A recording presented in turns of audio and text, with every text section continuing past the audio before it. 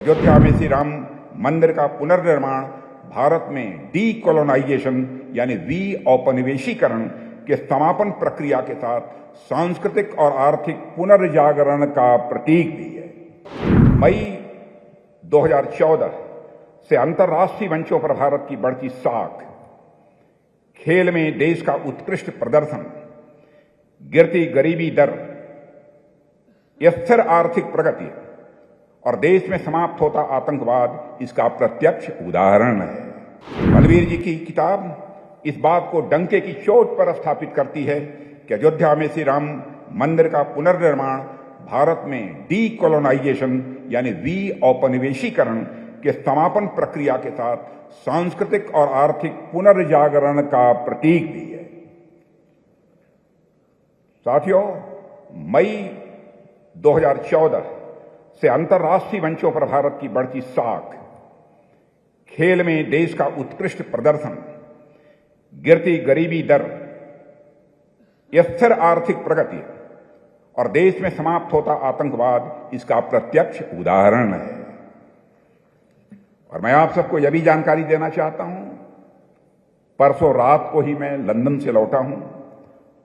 वहां के प्रधानमंत्री श्रीमान ऋषि सुनक जी से हमारी बातचीत हुई। भेंट होने के पहले मैंने उन्हें जो गिफ्ट दी, जो उपहार दिया, वह रामलला का दरबार ही उन्हें मैंने उपहार दिया। देवियों व सज्जनों,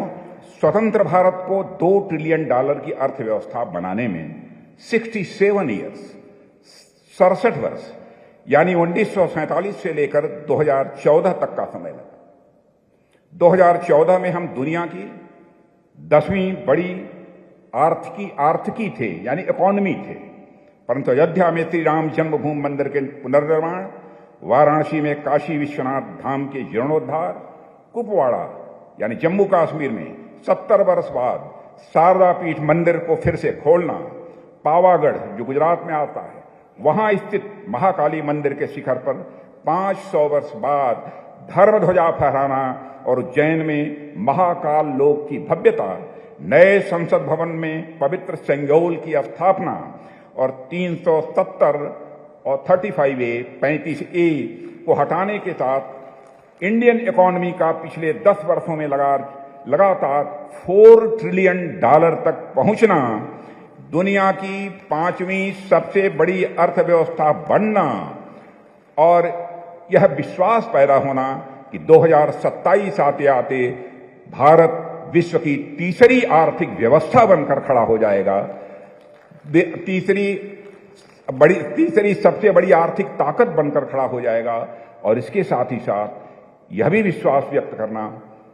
कि 2047 आते आते यानी आजादी के 100 वर्ष पूरा होते होते भारत आर्थिक दृष्टि से विश्व की ताकत, सबसे बड़ी ताकत बन सकता है। यह कोई छोटी उपलब्धि नहीं है। और इसी के साथ वैश्विक महामारी कोविड-19 काल में प्रभावी स्वदेशी वैक्सीन का निर्माण करना और 100 देशों को इस वैक्सीन की सप्लाई भी करना और भारतीयों के जीवन में सुधार आना, G20 की अध्यक्षता करके दुनिया को भारत द्वारा अपनी सॉफ्ट पावर दिखा देना, चंद्रयान 3 को चांद के दक्षिणी ध्रुव पर सफलतापूर्वक स्थापित करके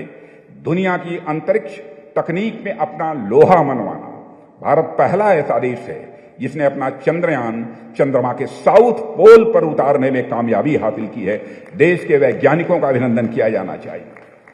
और दुनिया भर में भारतीय पासपोर्ट का सम्मान बढ़ाना,